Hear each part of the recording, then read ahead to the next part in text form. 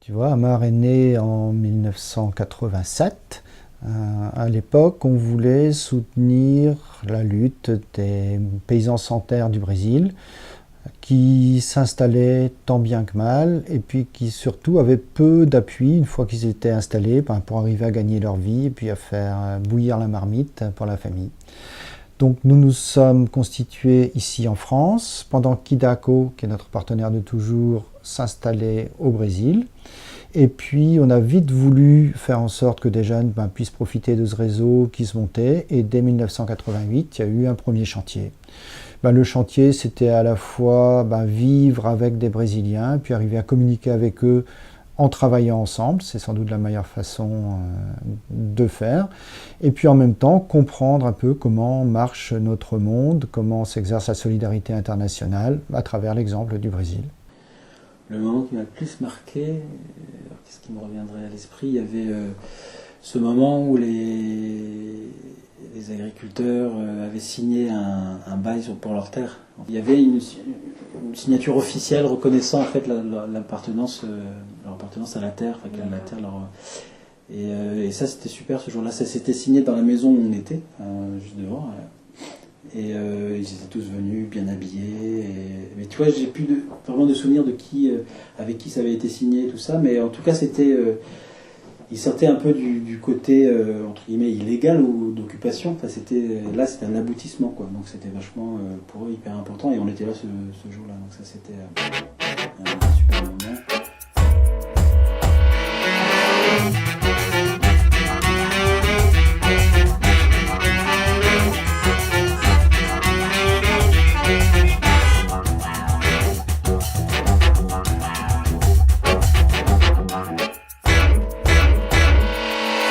Amar a évalué l'impact des chantiers pour les communautés qui l'ont accueilli.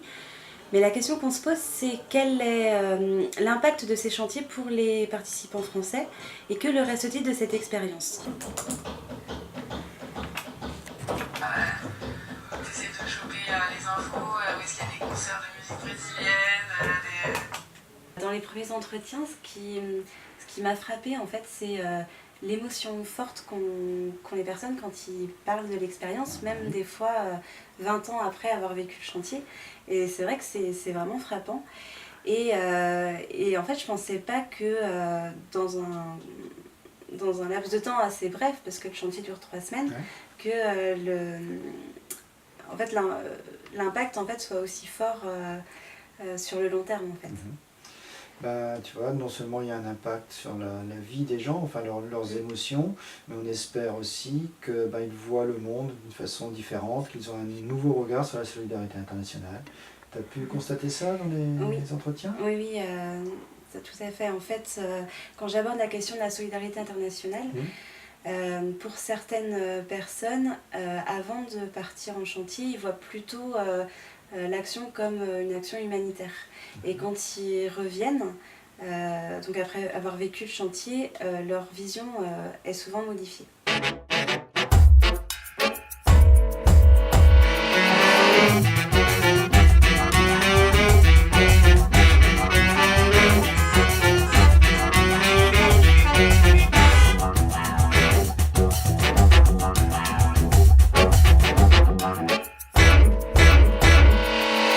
Tem sido muito importante, né, essa oportunidade de estar possibilitando a convivência dos jovens que estão vindo através do chantier, né, ter essa troca de experiência, de energia com eles. Tem sido uma experiência maravilhosa, já é o 2º ano consecutivo que o chantier, né, acontece aqui no Conexão das Artes. Para nós do Conexão das Artes tem sido uma satisfação muito grande poder participar e dividir um pouco, né, do que é a cultura francesa, do que são os hábitos dos jovens e constatar que na França tem jovens preocupados com a qualidade de vida, com a integração, com a questão da solidariedade com as crianças e adolescentes do Brasil. du coup, tu noues des relations avec les gens qui sont vachement chouettes, quoi. Tu vois, on bosse ensemble, on joue au foot ensemble, on fait la fête, etc. Mais sans trop mesurer finalement ce qui se joue pendant le chantier. Et je me souviens le dernier jour à Trajano, on était allé se balader, il y avait une cascade, tu vois, pas très loin de la communauté, on était allé se balader là-bas. Et quand on était rentrés, en fait, les femmes et les enfants avaient fait des dessins et des poèmes qu'ils avaient affichés partout. Et ils avaient tué le cochon, ils avaient fait une grosse fête. Et on était tous sur le cul, quoi. Ça paraît anecdotique, mais en fait, on a réalisé à quel point ce qu'on avait vécu, ensemble, avait été fort et à quel point les gens avaient été sensibles, tu vois, à cette. On était resté quand même 5 semaines, je crois. A pessoa vai falar que aquela família é boa ou é ruim e tal. Quando você passa a conhecer, você vai sentir pessoalmente. Então aí você vai tirar a sua decisão. Para mim, eu não tenho nada que queixar. Foi tudo maravilhoso. Tá? Creio que para eles também foi bom. Ce qui comptait, c'était pas uniquement l'objectif, pouvoir arroser, mais c'est aussi le comment on le fait ensemble, quoi. Et ça, tu peux pas réaliser ça autrement qu'en le vivant. Ouais. Ça a rendu la rencontre précieuse et le chantier précieux. D'accord. Je crois que c'est le meilleur. Depuis, j'ai beaucoup voyagé et j'ai jamais voyagé. J'ai jamais été aussi. J'ai aucun voyage qui a eu autant d'impact. Jamais. Então, na época, a gente, quando teve no final, tinha muita criança também na época, coisa que me marca muito, porque na época tinha muita criança aqui. Uma dessas crianças era minha prima. Ela era do tamanho dele assim, e ela ficava muito agarrada com os franceses, que era uma moça, né, que ela se apegou muito. E ficava muito agarrada. Quando no dia que ela foi embora, ela chorou muito. E hoje essa minha prima, a família ainda mora aqui e ela é mãe de 2 crianças. C'est bien d'avoir un projet politique, d'avoir des belles idées, mais là c'est incarné. C'est incarné et tu te rends compte de ce qui est l'essentiel, quoi. E agora estou muito feliz porque tive essa oportunidade de receber as francesas aqui na minha casa. Eu não tinha nem ideia como que eram as francesas e fiquei muito feliz. E gostaria até que elas ficassem morando aqui comigo. Seria o meu maior prazer, entendeu? De vocês morassem aqui comigo, de tanto que eu gostei, eu amei. Tá? Meu nome é Rosângela, sou produtora, casada com o Daniel. E recebemos o Ian na nossa casa, foi um prazer muito grande. Obrigado. Tá?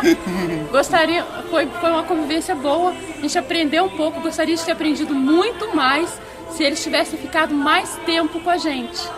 Então é um aprendizado muito grande por pouco tempo que ele permaneceu na nossa casa. Eu espero que o Ian também tenha gostado da nossa recepção, né? Foi o que a gente... é o que a gente vive no dia a dia. Ele viveu da forma que a gente vive. O trabalho também, levantar cedo. O Cooper dele, que não aguentou, ele tem que ficar mais tempo na roça. Não tá aguentando correr, não. Ó, ele 30, 50, eu 50. Correndo, não aguentou não. 29. Ele faz. Foi muito bom saber que ele faz aniversário no mesmo dia que o nosso filho. Sim. Coincidências não existem, estava escrito lá, nas estrelas, esse encontro.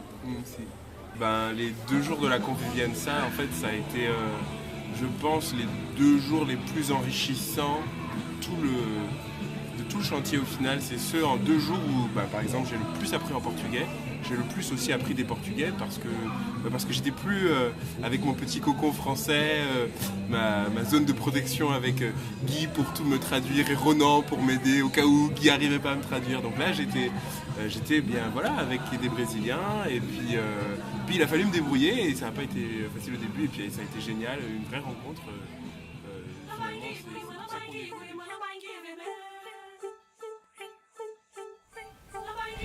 Dans l'avion du retour, quelle émotion! Sans doute la saudade, comme disent les Brésiliens. La première semaine de mon retour en France est brésilienne. Je vais à plusieurs événements en rapport avec le Brésil. Je me souviens de ce que m'avait dit Anne-Cécile à propos de son retour. Au départ, tout le monde fait un peu ça. On cherche les activités en lien avec le Brésil, les concerts, la danse. On essaie de se rapprocher un peu de la communauté brésilienne. Je me rends compte que je suis à la place des enquêtés. La manière de mener les entretiens va s'en ressentir. Un nouveau regard, de nouveaux questionnements, en creusant davantage les conséquences personnelles, professionnelles qui font suite au chantier.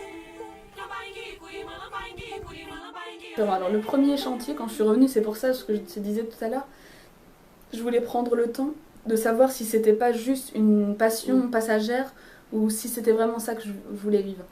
Parce que 2 mois après, je me souviens, à chaque fois quand je faisais quelque chose, je disais oh, à Conceição, c'était pas comme ça. En fait, j'avais l'impression d'être restée attachée à ce village, aux bases, à toutes ces valeurs que je retrouvais pas du tout ici. Alors à chaque fois qu'il se passait quelque chose, je disais bah non, à Conceição, c'était pas comme ça. Du coup, le retour était très très dur dans le sens où j'ai... c'est plus le contraire, tu vois. Enfin, quand j'étais au Brésil, ça m'a pas du tout choqué de me dire ah bah c'est pas du tout comme la France. Mais plus le retour où pourtant je suis restée qu'un mois et après ça m'a j'ai dû mettre je pense 2 mois et demi jusqu'à Noël pour vraiment me remettre dans la vie de tous les jours et puis de me dire de toute façon c'est comme ça, ce sera pas comme un Conceição tous les jours quoi. Et bien c'est fini Conceição. C'était exactement ça. La deuxième année, c'était un peu plus... J'avais pris un peu plus de recul par rapport à tout ça. J'avais appris beaucoup de choses et puis dans ma tête c'était un peu plus structuré. Voilà, je savais que c'était pas du tout la même chose. Je savais que c'était... Voilà, déjà je savais que c'était ça que je voulais faire. Que c'était vraiment le développement, travailler dans le développement de Solidarité Internationale et pas forcément dans l'urgence. Vraiment dans le développement, d'accompagnement, tout ça. Du coup le retour était beaucoup plus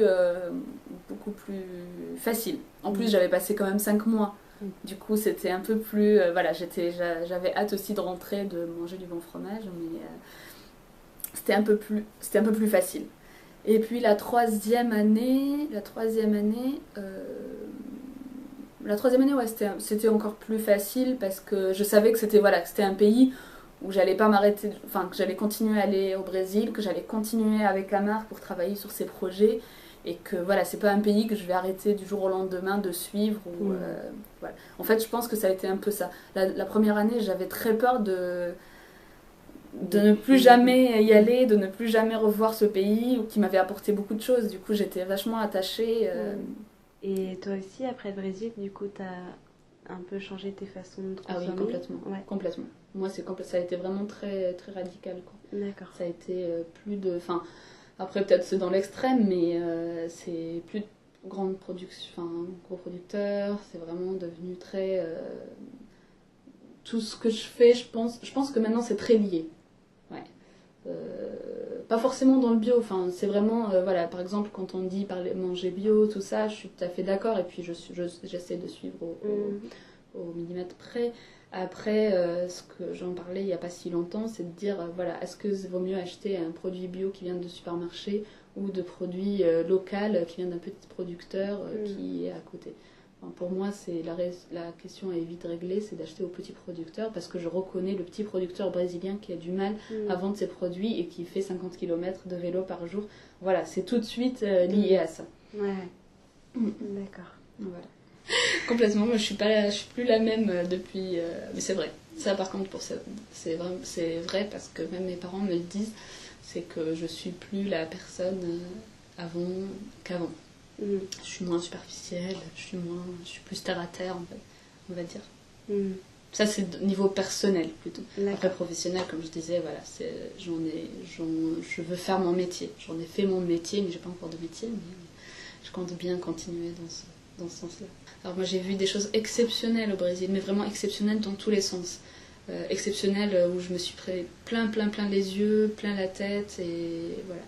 Pour moi c'est une expérience. Alors le voyage en lui-même c'est quelque chose d'extraordinaire, ça permet de forger ta personnalité et puis découvrir exactement qui tu es. Et le voyage dans un cadre comme ça permet encore plus d'avoir une vision plus concrète de ce que vivent les gens de l'autre bout du...